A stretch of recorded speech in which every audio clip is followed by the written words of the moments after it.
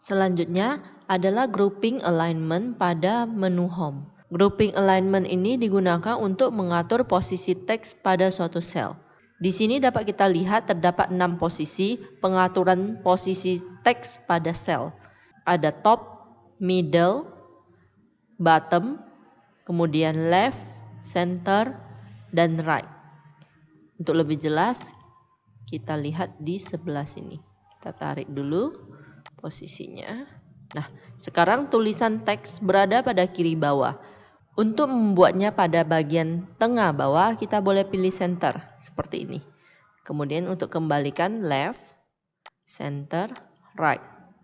Nah, ini adalah untuk mengatur posisi kiri, tengah, dan kanan. Untuk yang bagian atas, untuk mengatur posisi atas, tengah, dan bawah.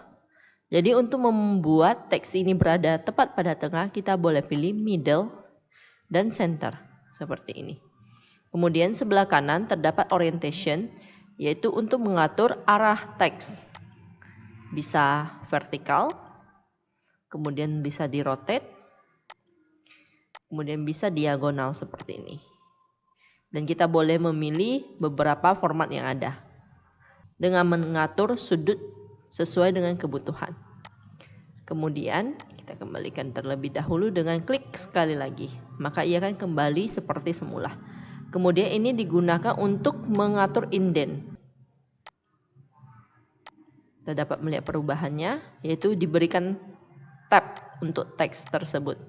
Kemudian wrap text digunakan ketika tulisannya tidak muat. Misalnya kita ingin kolom A hanya selebar ini, namun kita ingin menampilkan semua tulisannya, di mana B telah diisi dengan tulisan yang lain.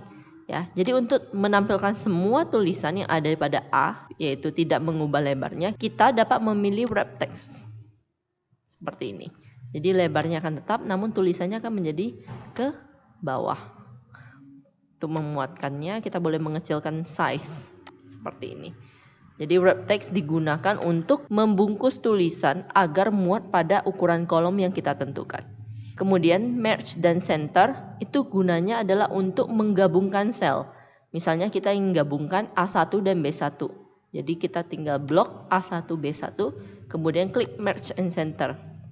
Kemudian jika pada B1 terdapat tulisan, kita boleh klik OK dan tulisan pada B1 akan hilang. Seperti ini. Biasanya ini kita gunakan untuk pengaturan judul. Misalnya kita mau atur judul dari A sampai G. Pertama kita blok dulu A sampai G, kemudian klik sekali Merge and Center untuk mengembalikannya ke keadaan semula dan klik kembali sekali lagi. Nah, jika ada tulisan, dia akan memastikan bahwa kita akan menghilangkan tulisan lainnya. Kita hanya akan menyimpan tulisan yang berada pada kolom paling pertama. Kemudian klik OK, seperti ini. Merge and Center ini tidak disarankan untuk sering digunakan karena akan sedikit mengganggu ketika kita menggunakan formula-formula. Jadi Anda dapat membiasakan menulis judul cukup di A1, kemudian memperbesarnya. Seperti itu. Karena setiap penggunaan merge dan center akan mengganggu penggunaan formula-formula seperti sum, VLOOKUP, dan sebagainya.